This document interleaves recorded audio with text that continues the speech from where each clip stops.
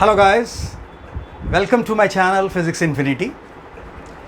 In this video lecture I am going to take on a topic on magnetic effects of current, where we will talk about the working out of the magnetic induction due to current elements. The current elements are a combination of straight elements and curved elements. Mind you, this is a very important type of questions that you face in your examinations. In your basic study of this chapter, you have done in the magnetic effects of current, the magnetic field near a long straight wire, current carrying current, long straight wire carrying current, mu naught I by 2 pi r, and of course vector wise you work out the direction. For a circular coil, at the center it is mu naught I by 2r, or if it is part of a circle, then if the arc subtends an angle theta at the center, then okay, you take for the full circle and then multiply theta upon 360 degrees. Fine. Here I am going to take two situations where there are straight wire turning into a curved part, and it is a 3D situation. We'll work out first the magnetic field at the desired point in terms of vectors, and then we'll work out its magnitude. Once again, I am taking my usual 3D. The board is the XY plane. The board is the XY plane.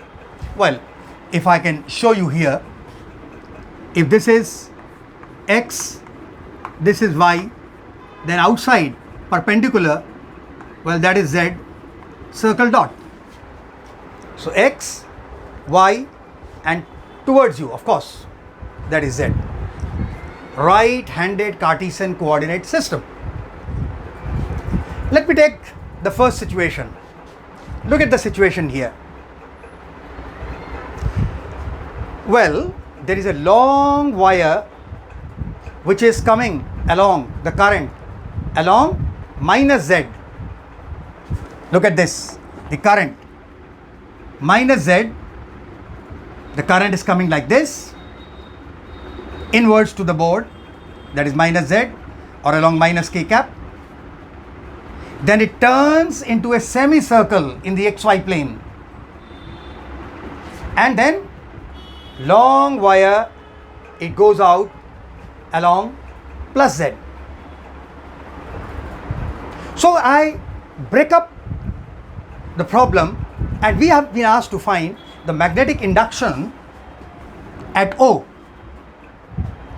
the center of the semicircular part. The semicircle has radius r, the curvature has radius r. I break up this problem into three elements: 1, 2, and 3. The element 1 is a long wire. Element 2 is a semicircle. Element 3 is a long wire. So, BO arrow, vector wise, will have three parts: due to element 1, due to element 2, and due to element 3. Element 1, long wire at its end. What is the magnitude of the magnetic induction due to this element? Mu naught I by 4 pi r. Mu naught I by 4 pi r. And look at that. If the wire is like this, the short point is here. So the magnetic field around, right hand, thumb rule, grip rule, the magnetic field is downward. Well, down means minus J. So easy. You got to picturize everything in terms of vectors. Then only you understand the problem so well. Element 2, semicircle. And look at that. As you are looking at it, it is clockwise. If it is clockwise, the magnetic field at O is inwards. Inwards means minus k cap. So mu naught I by 4r for a semicircle. It's mu naught I by 4r at the center and minus k cap, and it is minus k cap, right? Element 2. Now let's look at element 3. Element 3, long wire, the current is flowing along positive z, along k cap. So if I come over here and look at the right hand grip rule, if the current is going along z axis, then circle around it, look at that circle grip, O is somewhere here, that is downward again. Mu naught I by 4 pi r is the magnitude and minus j cap, look at that. So mu naught I by 4 pi r minus j cap. Well, in fact, the job is done. Now we just have to work out, add them. So I add this is minus j, this is minus j, I add them together.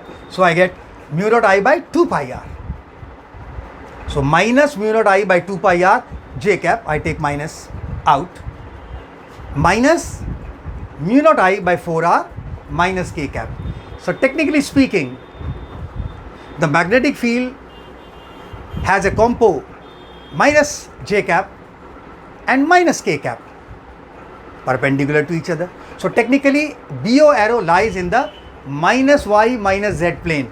Minus y minus j cap minus k cap means what? BO arrow lies in the minus y minus z plane. We have been asked to calculate the magnitude of this field. Very easy. So these two are perpendicular to each other.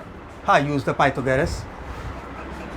Square of this, mu naught I by 2 pi r square plus mu naught I by 4r square and under root of that. Mathematics part, this square root, adding, squaring, that you have to do. You got a cool answer. Mu naught I by 4 pi r common and square root 4 plus pi square. This is part A, or A part to the problem. Now I take another situation in this. The element and element 2 remain the same, and just the third element, which was a long wire coming towards you along z axis, I bring it down along minus y axis. Look at the picture. First, same as this, first element. Second, same as this, same. Now the third, so how is the picture now? The current is coming like this, long wire turns into a circle and then goes down. The long wire goes down. So the current is flowing like this. Look at this. Like this, turns in a circle and then goes down. Previously it was going like this, third element. Now the third element is a long wire and the current is flowing downward. So once again, BO arrow. First, same, mu naught I by 4 pi r minus j cap. Second, semicircle, same, mu naught I by 4r minus k cap. But the third one, look at that, is downward. The third one is downward. So if it is down and the magnetic, and O is somewhere here, so the grip tells me tangent to the circle, well, that is inwards, that is minus k cap. So for the third element, the field is, magnetic induction is along minus k cap. So mu naught I by 4 pi r minus k cap. Now there are two minus k cap and one minus j cap. So the resultant field at O, that is BO arrow, is minus mu naught I by 4 pi r j cap minus, I add the two together, mu naught I by 4 pi r common, inside I get pi plus 1 k cap. So once again, the magnetic induction has two parts, one along minus j and one along minus k. I want to know, so the resultant field is once again in the minus y minus z plane, and the magnitude of the resultant field, square and add square root. So square of this and the under root and the under root. I solve that, squaring and take the square root, Leave that as an exercise to you. I give you the result. It will be mu naught I by 4 pi r times square root of 2 plus 2 pi plus pi square. So that is it. So this is how you work out the magnetic induction due to combination of current elements, which may be straight parts or curved parts, and you find the resultant field at the desired position. I hope you've understood this problem, you understood the solution to this problem. If you like it, subscribe my channel. If you love the video and want me to make more useful videos for you, subscribe my channel and hit the bell icon to stay updated.